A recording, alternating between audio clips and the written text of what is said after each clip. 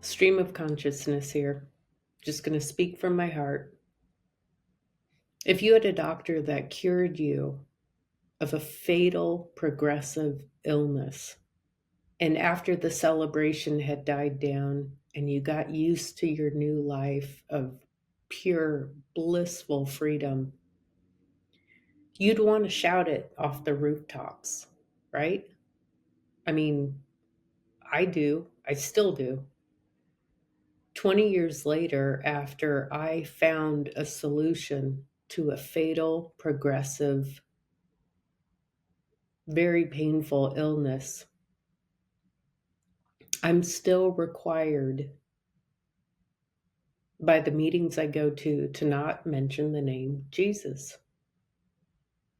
And it seems odd to me that when we declare our faith and we want to tell the world exactly who it was, who intervened, what happened, what God shots took place, that humbled me enough to reach out and say, I need help. Why can't I mention that name in a meeting setting? I don't think it's right.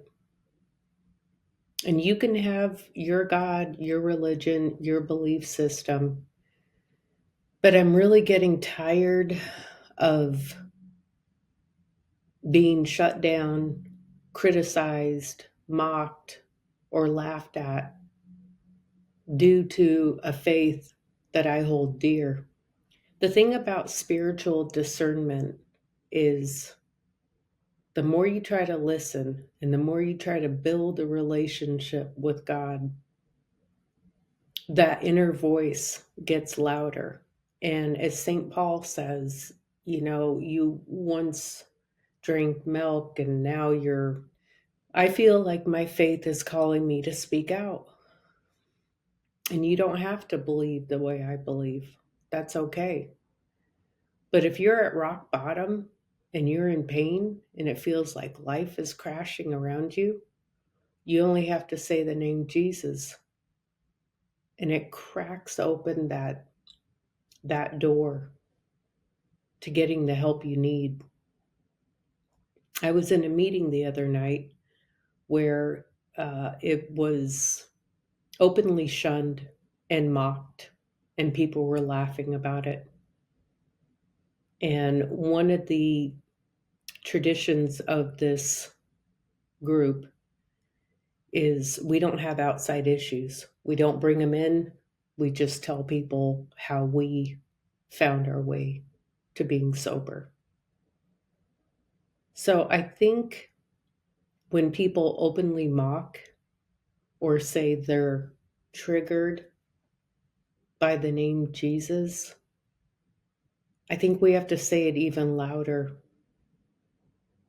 We have a younger generation that has been raised on cell phones. I couldn't even imagine it. I couldn't imagine the horror of the next day of looking at my phone and someone tagging me or posting me when it was being silly and stupid in my former life. Thank God in heaven, it's been 20 years and there was no social media. People need to know that if you have a longing in your heart and you feel like something's missing, just start the conversation. And it doesn't have to be formal. You don't have to memorize Bible verses. You don't even have to attend church. All of that comes later. As we spiritually mature, the answers start to reveal themselves. And I have an older brother who's been in the Bible from cover to cover who recommended that I read the Bible. I was like, I just can't. I do the lottery style of reading a Bible. I flip it open and I'm like, oh, there's my sign for the day. But that's the way a child thinks. And as I've grown spiritually on this journey and I've seen the signs and I've felt the help and I feel the presence and the love of God, I I took the challenge. And I started reading the Bible last May of 2024, and I'm still not through it. So if you have an adverse reaction to Christians or Catholics professing their faith, I would ask you just to put it aside and listen to what they have. Because I met the great physician who healed me. And typically it is a long procession of generations that have been afflicted by addiction. I'm really into studying roots of where my family came from, and ancestry.com completely changed my life when I started a journey back in 2017. And I talked to a new cousin that I didn't realize I had up in Canada. And she told me a story about a great grand uncle in Ireland who had a problem drinking. And his dad made him promise, don't you ever drink again. And they were in a horse and buggy. And he worked at a haberdashery. I believe that's the name of it, like a suit clothing tie type shop in Ireland, in the county of Cork. And the dad and the young man got in a horse-drawn wagon to run some errands. And the horse pulled over to a bar. And he took the reins and he redirected him back on the path. And then the horse pulled over to another bar. And the father said, I knew it. I knew you were still drinking. That caused a rift. And that part of the family ended up going to Canada first. And then a few other siblings moved to America. So that's how I ended up here.